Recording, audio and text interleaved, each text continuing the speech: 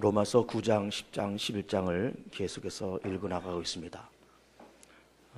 이스라엘의 구원 문제에 대해서 이 본장에서는 또 역시 다루고 있습니다. 이스라엘 사람들 구원하시고 이방 사람들 구원하시는 인류 구원에 대한 하나님의 큰 생각, 큰 계획을 우리는 지금 보고 있습니다. 하나님의 일관된 생각은 어떻게 하면 인간을 구원하실까? 라고 하는 것이 하나님의 늘 관심이고 생각이신 거죠. 인간은 죄에 빠졌는데, 그리고 사망 권세, 사단의 권세에 놓이는데, 그 권세 아래에 놓이는 인생을 어떻게 구원할 거냐, 또 어느 순서로 구원해 갈 거냐, 또 언제 어떻게 해갈 거냐라고 하는 것이 하나님의 일관된 그런 생각인 겁니다. 그래서 하나님께서는 먼저 아브라함을 선택해서 이스라엘 민족을 만드시고 그 구원의 축을 처음부터는 이스라엘 사람에게 이렇게 두셨고, 그러나 이스라엘 사람들이 교회를 핍박하고 복음을 거부하면서 이 복음의 축이, 또 구원의 축이 이방인으로 넘어갔다 그랬습니다. 그렇게 이방 사람들이, 우리 한국 사람도 다 이방 사람들이죠.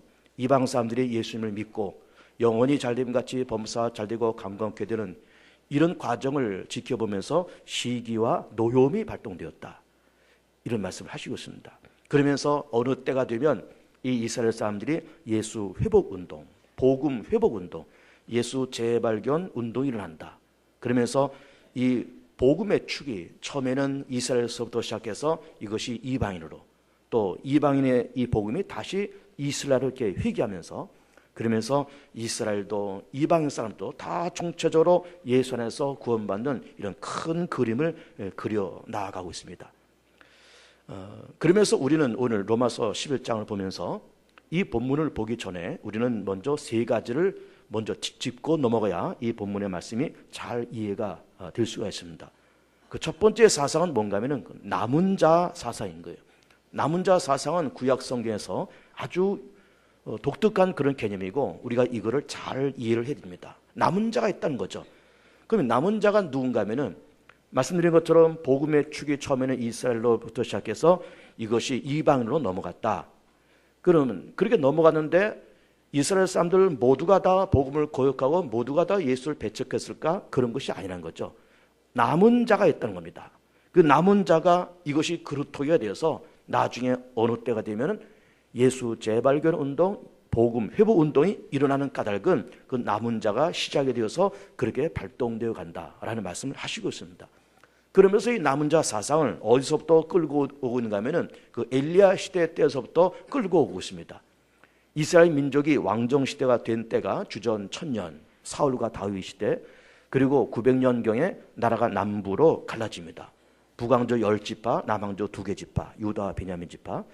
그러면서 이 엘리야를 예를 들면서, 이 엘리야는 북왕조에서 활동했던 그런 선지자고, 남북 왕조가 분리됐을 때, 900년경 분리됐을 때, 분리되고 나서 곧이어서 이 아합 왕과 그의 처 이세벨이 이 여호와 종교 말살 정책을 펴기 시작합니다.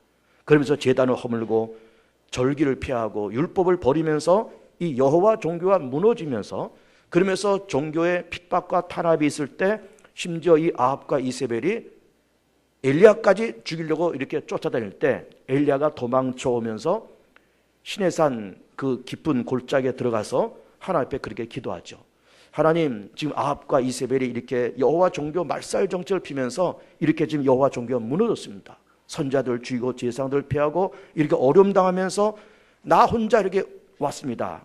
이렇게 얘기했을 때 하나님께서 폭풍 가운데서, 바람 가운데서 말씀하지 아니하시고 세미한 음성으로 말씀하시면서 내가 혼자 있는 것이 아니라 바알에게 무릎 꿇지 아니한 7,000명을 내가 남겨놨다.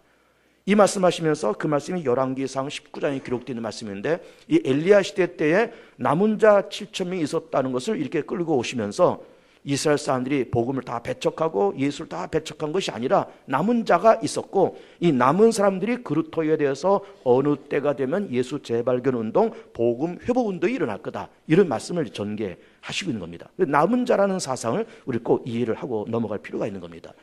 두 번째는 이스라엘 나라를 한 나무로 이렇게 비유하시면서 이 나무가 복음을 거역하고 교회를 핍박하면서 이 나무가 찍혔다는 겁니다. 사실 찍혔잖아요. 그러면서 이 복음이 이방인으로 넘어갔지 않습니까? 그러나 찍혔을지라도 뿌리는 남아있다.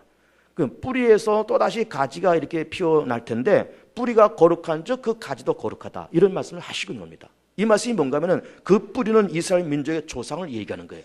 이른바 아브라함과 이삭과 야곱, 이와 같은 이스라엘 조상들이 이 사람들이 거룩한 사람들이기 때문에 그의 후손도 거룩하다. 이렇게 말씀하시고 있는 겁니다.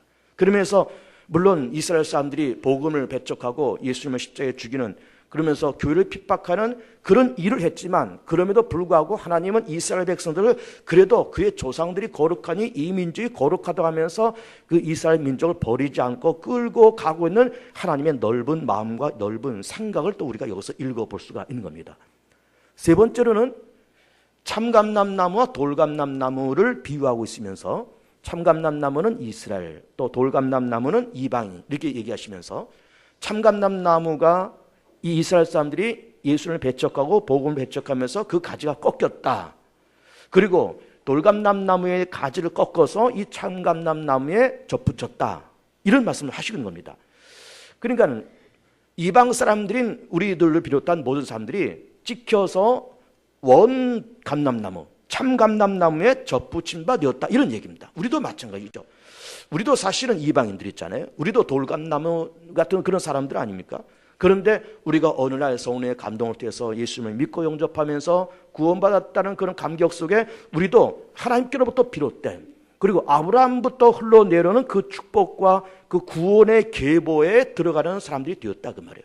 아브라함과 이삭과 그리고 야곱의 그 후손 쭉 걸어 내려오면서 우리는 아브라함의 직계 자손은 아닐지라도 우리가 접붙임을 당해서 하나님께로부터 받은 그 축복, 아브라함부터 흘러내려오는 그 축복을 받는 사람들이 되었다. 이런 말씀을 하시고 있으면서 가지가 뿌리를 지탱하는 것이 아니고 뿌리가 가지를 지탱하듯이 이스라엘 민족의 조상된 아브라함과 이삭과 야곱의 그 믿음의 뿌리가 모든 사람들의 그 가지를 지탱하고 있다.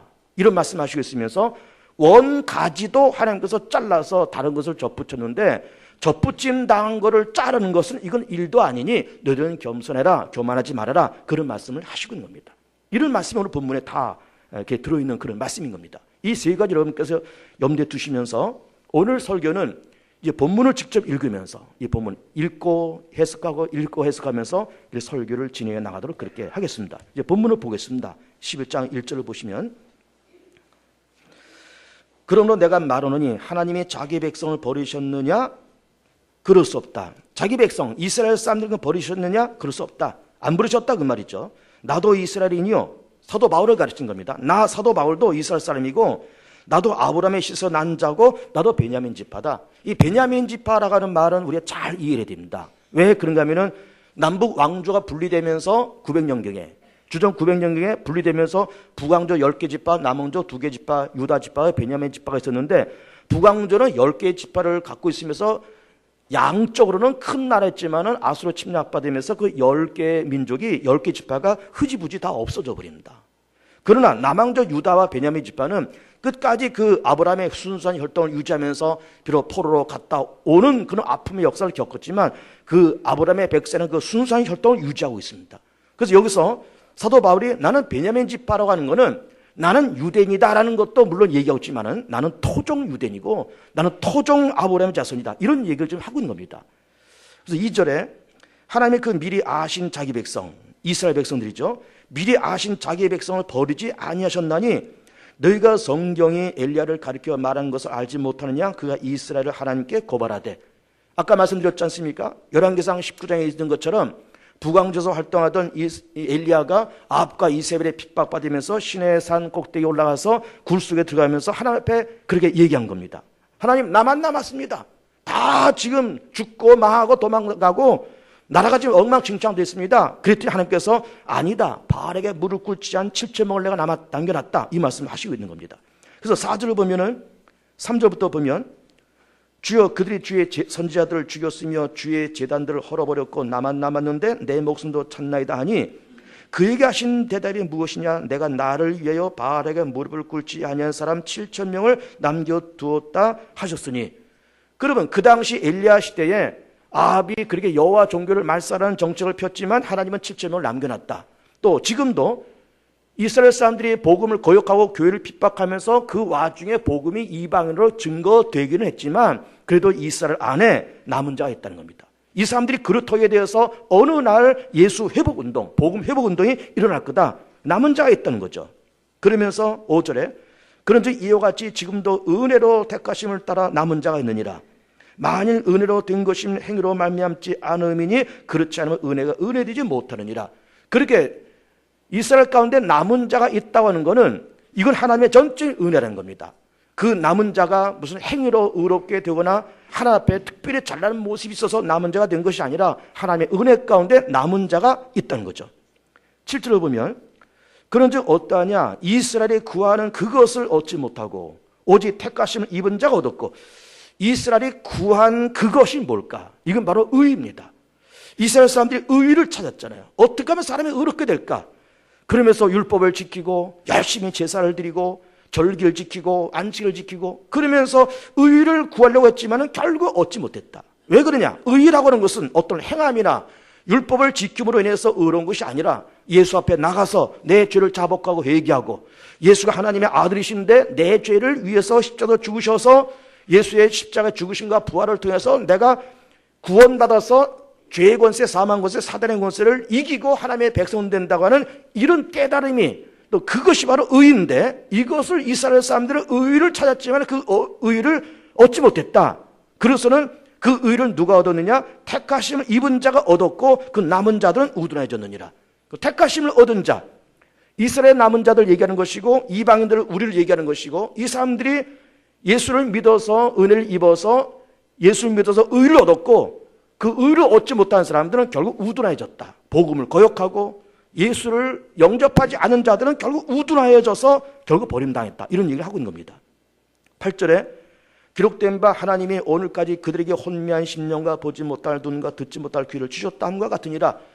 이렇게 예수를 이해하지 못하고 교회를 핍박하는 그 이스라엘 사람들에게 하나님께서는 잠깐 우둔한 마음을 주셨다는 겁니다. 보지 못하는 그런 눈, 깨닫지 못하는 마음을 주셔서 결국 그들이 예수를 깨닫지 못하고 복음을 깨닫지 못하는 그런 어려움이 찾아왔고 그것 때문에 복음이 이방세로 넘어갔다. 이런 말씀을 하시고 있어요. 9절에 또 다윗이 이르되 그들의 밥상에 올무와 덫과 거치는 것과 보응이 되게 하시옵고 그들의 눈을 흐려보지 못하고 그들의 등은 항상 굽게 없어서. 이거는 다윗이 시편 69편에서 말씀하신 겁니다. 다윗은 이스라엘 나라의 두 번째 왕이잖아요. 주전 천년경에. 그러면서 다윗이 이스라엘 나라에서 추앙받는 왕이고 다 누구나 예수 믿는 사람들에게 기억되는 왕이지만은 다윗에게는 여러 가지 걸림돌과 장애물이 있었어요. 그 걸림돌과 장애물이 무엇이었는가? 그것은 바로 이방인들의 그런 대적질이었고 정적들이었고 전쟁이었고 모함하고 협박하는 그런 다윗에게 정적들 그런 사람들이 있었는데 그런 사람들 향해서 다윗이 기도하기를 하나님 저 정적들의 밥상이 올무와 덫이 되게 하시고 거치는 것과 보응이 되게 해달라고 그렇게 기도를 합니다. 이것이 시편 69편에 나와 있는 말씀이고 이것이 똑같이 로마서에 인용이 되고 있는 겁니다. 결국 이것은 뭔가 하면은 복음을 거역하고 예수를 거역하는 그들은 결국 보질 못하고 깨닫지 못하면서 항상 등이 굽으면서 예수를 거역하는 채로 있는다 이 말이에요. 복음을 깨닫지 못한 채로 그렇게 있다 이 말이에요. 그 이스라엘 사람들이.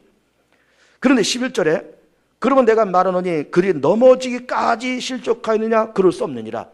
그는 그렇게 눈이 어두워지고 마음이 어두워져서 예수를 알지 못하고 복음을 깨닫지 못한 채로 있지만 그들이 넘어지기까지 그는 실족하였느냐? 완전히 망가지고 나라가 완전히 무너질 만큼 하나님께서 그들을 버리셨는가? 그렇지는 않다는 거죠. 그럴 수 없다. 이렇게 말씀하시면서 그들이 넘어짐으로 구원이 이방인에게 이르러 이스라엘로 시기나게 함이니라. 그들이 복음을 영접하지 않고 예수를 영접하지 않으면서 이 복음이 이방인으로 넘어갔고 이방 사람들이 예수 믿어서 복받는 그 모습 보면서 이스라엘 사람들이 시기가 일어났다는 거예요. 시기가. 그래서 12절에 그들의 넘어짐이 세상의 풍성함이 되며 그들의 실패가 이방인의 풍성함이 되거든 하물며 그들의 충만함이리요. 그러면 이스라엘 사람들이 예수를 영접하지 않고 복음을 거역하면서 그것 때문에 이방 사람들이 풍성케 되는 역사가 일어났는데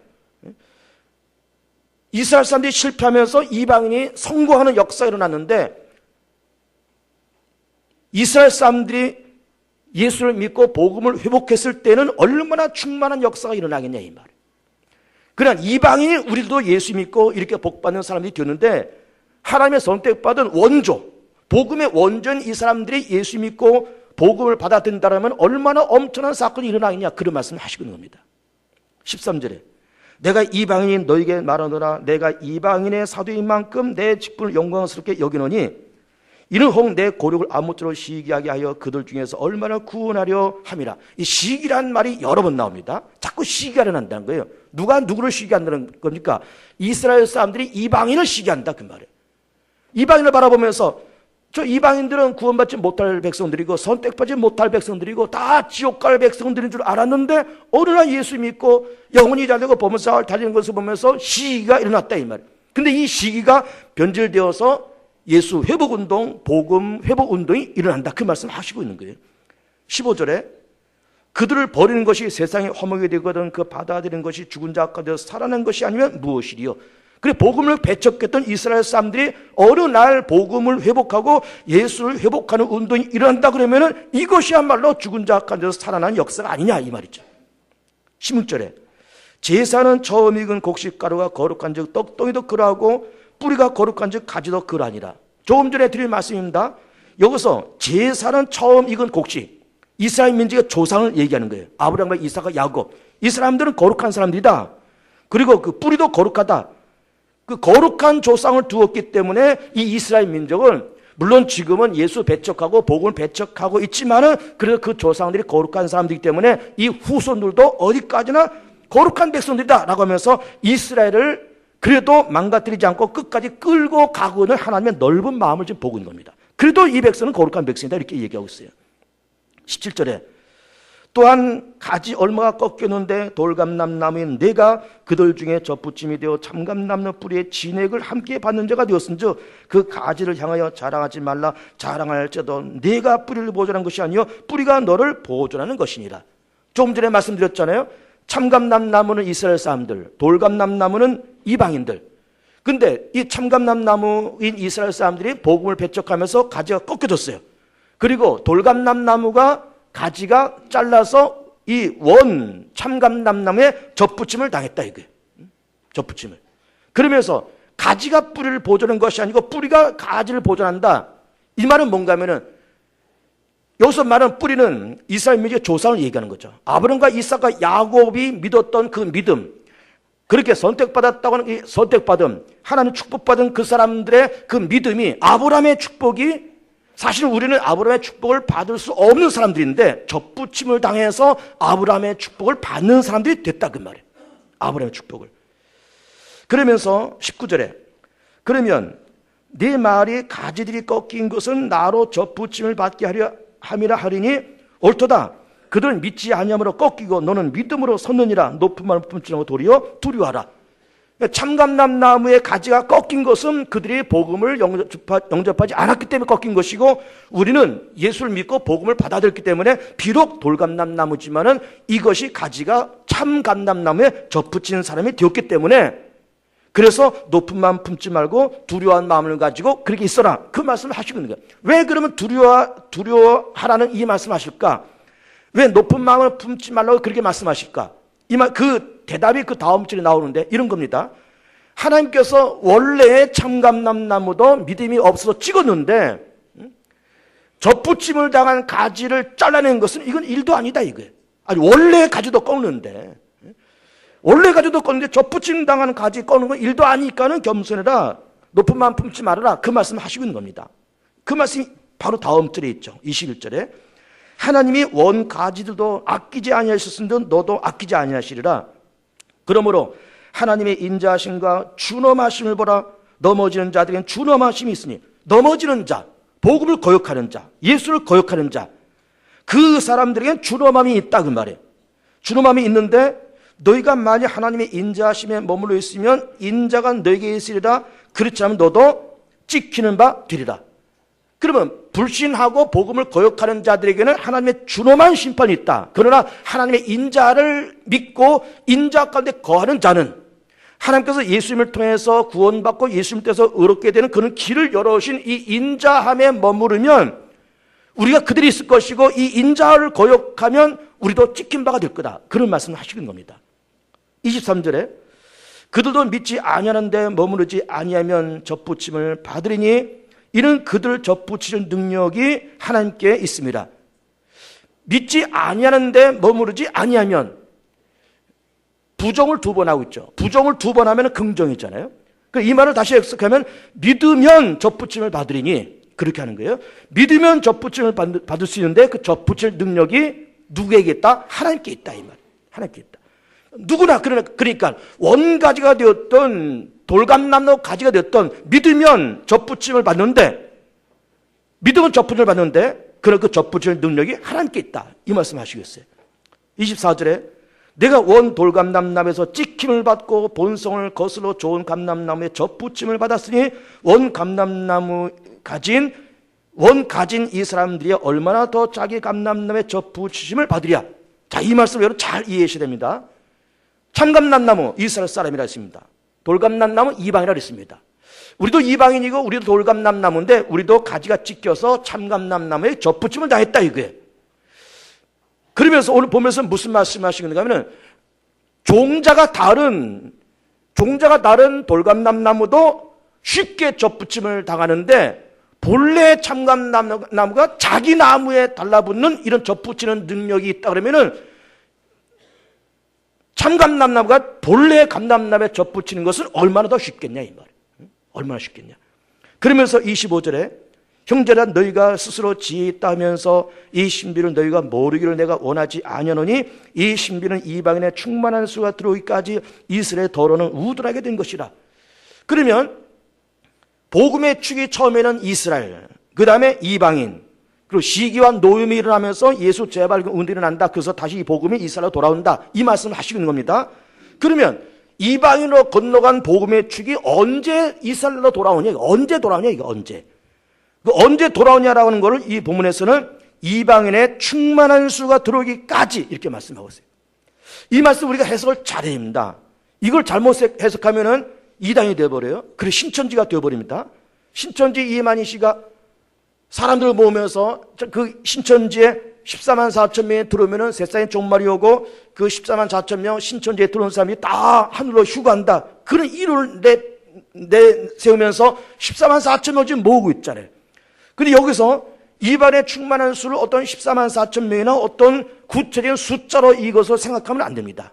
이거는 어떻게 해석해야 되는가 하면은, 복음이 땅끝까지, 모든 세상에 복음이 증거될 때까지, 그걸 얘기하는 거예요. 모든 복음이 다 증거될 때까지. 그렇게 증거된 그 복음이 다시 이스라엘로 회귀하는 그런 과정을 얘기하면서, 마태복음 24장 14절 보면은, 마태복음 24장은 그 유명한 종말장이고 예수님께서 이렇게 말씀 사역하시면서 종말에 대한 말씀을 마태복음 24장에서 하시고 있는데, 거기서 뭐라고 말씀하시는가 하면은, 이 천국 복음이 모든 민족에게 증언되기 위하여 온 세상에 전파되리니 그제야 끝이 오리라.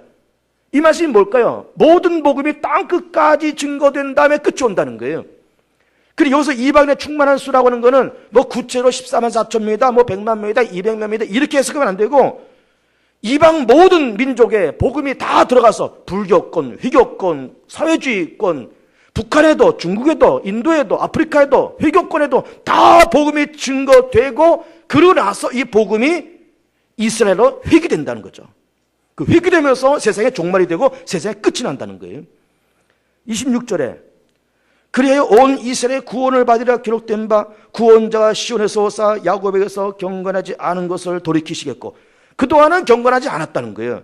경건하지 않으면서 예수 배척하고 복음을 배척하는 경건치 않은 사람들이지만은 구원자가 시온에 임하여서 그때가 되면은 이스라엘 사람들이 복음 회복운동, 예수 회복운동이 일어난다, 그 말이죠. 그러면서 27절에 내가 그들의 죄를 없이 할 때에, 복음을 거역했던 그들의 죄, 이 죄를 없이 할 때에 그들에게 이루어질 내 언약이 이것이라 함과 같으니라. 복음으로 하면 그들이 너희로 말미암아 원수된 자요. 이 말씀도 해석을 잘해야 됩니다. 복음으로 하면 그들이 너희로, 여기서 그들이 누구고 너희가 누구냐는 것을 잘 분간해야 돼요. 그들은 이스라엘 사람들 말을 하는 것이고 너희는 로마 사람들 말을 하는 거예요. 그럼 이스라엘 사람들이 로마 사람들 너희로 말미암아서 원수가 되었다. 이 말은 뭐예요? 본래 복음이 이스라엘 사람들의 것이 돼야 되고 예수님이 이스라엘 사람의 것이 돼야 되는데 그 복음이 이방 사람들의 것이 되어서 이제는 그 이스라엘 사람들이 예수를 배척하고 교회를 배척하면서 하나님과 원수지간이 됐다 이 말이에요. 원수지간 먼 관계가 됐다 이 말이에요. 그래서 원수된 자요 택하심으로 하면 조상들로 말미암아 사랑을 입은 자요. 정반대의 말씀하고 있습니다. 원수되었다는 말씀을 하시고 이제는 사랑을 입은 자라 정반대의 말씀하시고 있어요. 이것이 무슨 말일까? 이게 맞는 말씀인데 사실은 이스라엘 민족 아까도 본 것처럼 뿌리가 거룩하잖아요. 아브라함과 이삭과 야곱 뿌리가 거룩합니다. 비록 예수를 거역하고 복음을 거역해서 그들이 보질 못하고 깨닫지 못하고 등이 굽어서 예수를 배척했지만 그래도 이 민족은 거룩한 뿌리를 두었기 때문에 그 가지도 거룩하고 복음을 배척하면서 잠깐 하나님과 원수의 관계가 됐지만 사실은 아브라함과 이삭과 야곱이라는 조상으로 말미암아 이 사람들은 하나님의 사랑받는 백성이다 이 말이에요. 사랑받는 백성이다 이 말이에요. 그래서 29절 말씀이 아주 중요합니다. 잘 보셔야 됩니다. 그래서 하나님의 은사 부르시면 후회하심이 없느니라. 이 말씀을 우리가 어떻게 해석해야 되는가 하면은 자, 복음의 축이 처음에는 이스라엘부터 시작됐다 그랬습니다. 그리고 이것이 이 사람들이 예수를 배척하고 교회를 배척하면서 이 복음이 이방으로 증거됐다. 증거됐습니다. 실제로. 증거된 이 사실을 보면서 지금도 마찬가지죠. 지금도. 이스라엘 사람들이 아직도 예수님을 믿지 않잖아요. 복음을 인정하지 않잖아요. 그러면 우리는 그런 겁니다. 그러면은 하나님께서 아브라함과 이삭과 야곱을 비롯한 이스라엘 민족을 선택받은 선민으로 선택하셨는데 그렇게 선택한 것은 그것은 하나님의 실수일까? 하나님의 시행착오일까? 이런 생각을 이 당시 로마서를 기록했을 때에도 그런 말들이 있었고 지금도 여전히 있는 거예요. 하나님이 그러면 아브라함을 선택하고 이스라엘 선택한 것은 실수였을까? 시행착오였을까? 그런데 오늘 본문에서 뭐라고 얘기했습니까? 하나님의 은사 부르시면은 뭐가 없다? 후회하심이 없다는 거예요. 그 하나님께서 아브라함을 선택하시고 이삭과 야곱을 선택하시고 비록 이 후손들이 예수를 배척하고 복음을 배척해서 하나님과 잠시잠깐 원수가 되었지만 하나님께서 이스라엘 민족을 선택하고 아브라함을 선택한 것에 대해서는 하나님이 후회하심이 없더라 이 말이에요. 여러분 이건 놀라운 얘기입니다. 이건 놀라운 얘기예요. 후회하심이 없다는 거예요. 우리도 똑같습니다. 우리도 예수 믿어서 구원받은 하나님의 백성이 됐지 않습니까? 여러분 하나님의 자녀가 됐다는 것이 얼마나 큰 권세예요. 하나님의 자녀, 천국 백성. 그래서 우리가 예수 믿어서 오늘 6가지 축복, 죄사함, 의롭게 됨, 거듭남, 하나님의 자녀, 천국 백성, 성령의 내주 얼마나 엄청난 것들입니까? 그런 것들을 보면서 굉장하다, 야 엄청나다. 그리고 엄청난 축복을 받으면서 내가 나를 볼 때는 참 변변치 않은 거예요. 내가 무슨 주제의 목사가 되겠습니까? 우리가 무슨 주제 하나님의 자녀가 되겠어요? 야, 내가 누군데 장로, 권사, 구역장, 교사, 성가대, 남녀 성교, 회장, 부회장 우리 도대체 뭔데 하나님께서 이런 걸 막신 겁니까? 내가 나를 볼 때는 참 초라하고 보잘것없지만 하나님께서 우리를 선택하시고 우리를 위해서 예수님이 십자가 죽으신 이 모든 역사에는 후회하심이 없다는 거예요. 하나님이 개봉중학교를 44년 전에 세우신 것도 후회하심이 없고 하나님이 우리를 선택해서 하나님의 자녀 삼으시고 예수 믿고 거듭나게 한 것도 후회하심이 없고 하나님의 부족한 박정호 목사를 목사 삼고 장로 삼고 구역장 삼고 권사 삼으신 것에는 하나님이 후회하심이 없다는 거예요. 후회하심이 없다는 겁니다. 30절에 너희가 저를 하나님께 순종하지 아니하더니 이스라엘에 순종하지 아니함으로 이제 긍휼을 입었다. 그렇죠? 이스라엘 사람들이 순종하지 않았기 때문에 이방 사람들이 예수 믿는 축복을 받았습니다. 그 31절에 이와 같이 이 사람들이 순종하지 아니하니 이는 너희에게 베푸시는 긍휼로 이제 그들도 긍휼을 얻게 하려 하심이라. 하나님의 모든 사람을 순종하지 아니하는 가운데 가둬두심은 모든 사람에게 긍휼을 베풀려 하심이로다.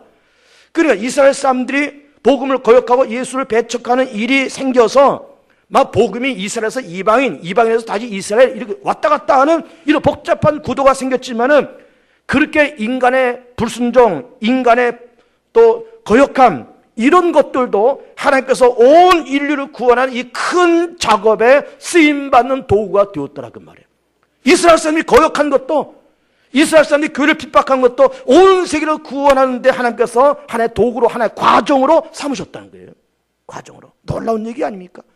우리는 세상을 살면서 실수도 많고 시행착오도 많은 거예요. 다 그런 겁니다. 그런데 그런 실수와 시행착오를 합리화할 수는 없지만, 그것을 정당화할 수 없지만, 하나님은 그래도 믿는 사람의 실수와 시행착오를 역전시키고 또 역전시켜서 합력해서 선을 만드시고 하나님의 큰 그림을 그려나간 데에 하나의 과정으로 쓰시더라. 그 말이에요. 놀라운 얘기입니다. 놀라운 얘기. 그래서 33절에 깊도다 하나님의 지혜와 지식의 풍성하며 그의 판단은 누가 헤아리며 누가 그의 길을 찾지 못할 것이며 그의 길은 찾지 못할 것이로다. 그러니까 이 복음의 축이 이스라엘, 이방인, 다시 이스라엘 돌아오는 이런 과정, 이스라엘 사람들이 복음을 거역했을 때 사람들이 하나님께서 아브라함과 이삭과 야곱을 선택한 것은 하나님의 실수다, 많이 후회하실 거야 라고 빈정거렸던 그런 말들, 그러나 하나님께서 그런 모든 것을 합력해서 선을 만드시고 온 인류 범세계적인 구원을 만들어 하시는 이 하나님의 놀라운 그림을 과연 누가 애초부터 이걸 감지할 수 있었겠냐 그 말이에요. 아무도 몰랐다 이 말이에요. 아무도. 이스라엘 사람들도 우리 때문에 우리가 거역하면서 이방인들이 예수를 믿게 될 것은 꿈에도 생각하지 못했던 것이고, 이스라엘 사람들이 교회를 핍박하고 복음을 거역했지만 그들 가운데 남은 자가 있었다는 것도 꿈에도 생각해도 못했던 거예요. 그런데 이 모든 것이 하나님의 엄청난 역사 속에 남은 자가 있고, 이방인에서 시기도 나고 노역교도 하고, 그러면서 예수 재발견도 복음 회복도 일어나면서 이스라엘 사람은 이스라엘 사람들대로, 이방인은 이방인대로 다 예수로 구원받는 범세계적인 범우주적인 구원의 이런 역사를 하나님께서 갖고 있었다고 하는 걸 누가 감히 사전에 알았겠냐 이 말이에요. 이건 누가 알았겠냐 이 말이에요. 그래서 깊도다 하나님의 지식과 지혜의 풍성함이요. 34절에 누가 주의 마음을 알았느냐, 누가 그의 모사가 되었느냐. 모사는 상담자 혹은 카운슬러 혹은 멘토, 이런 걸 모사라고 합니다. 누가 감히 하나님 앞에 상담자가 되고 하나님 앞에 조언을 하고 누가 감히 하나님에게 멘토가 되겠냐 이 말이에요. 누가 주께 먼저 들어서 갚으심을 받겠느냐. 이는 만물이 주에게서 나오고 주로 말미암고 주에게로 돌아갑니다. 그에게 영광이 세세히 있을지어다. 아멘. 모든 것이 그로부터 비롯되고, 이스라엘 사람을 구원하는 것도 하나님께로부터, 이방인을 구원하는 그런 작전도 하나님께로부터, 다시 이스라엘을 회복하는 것도 하나님께로부터 온 지식과 하나님께로부터 온 과정이다 이 말이죠. 그러면서 모든 것이 그에게 영광이 세세토록 있을지어다 하면서 아멘으로 오늘 본문의 말씀이 맞춰지고 있습니다. 참 놀라운 얘기입니다. 오늘 본문 말씀 읽으면서 우리는 두 가지를 마음속에 새게 됩니다. 첫 번째는 남은 자 사상이에요. 아까부터 말씀드린 것 아닙니까? 남은 자가 있다. 이스라엘 사람들이 다 예수를 배척하는 운동이 났지만 그럼에도 불구하고 남은 자가 있었다. 엘리야 시대도 남은 자 7,000명이 있었다. 오늘 우리도 남은 자가 되야 되는 거예요. 기독교 저성장 시대, 탈종교의 시대를 우리가 살아가면서 우리는 끝까지 예수를 견지하고 내 맡은 직분과 내 자를 견지하면서 그렇게 우리는 남은 자가 있어야 되고, 그리고 두 번째는 하나님의 은사 부르시면 후회하심이 없다는 이 말씀처럼 하나님이 나 같은 거 부족한 걸 선택해서 하나님의 자녀 삼으시고 직분 맡기시고 오늘 21세를 살아가면서 개봉중학교 교인으로서 그렇게 살게 하시고 예수님께서 구원받게 하신 이 모든 과정에는 절대로 후회하심이 없다는 거죠. 후회하심이 없다는 겁니다. 그래서 우리는 때론 거룩한 자부심도 필요합니다. 나는 후회함이 없는 하나님의 선택을 받은 자다. 후회함이 없는 하나님의 사랑을 받은, 후회함이 없는 하나님의 작정과 예정을 받은 사람이라는 그런 자존감을 가지면서 승리하시고 응답받으시고 기쁨과 하나님께 함께 하시는 그런 즐거움 속에 승리하고 응답하고 감사의 생활이 연속되는 성도의 귀한 삶 되시기를 주의 이름으로 축복하며 축원을 드립니다.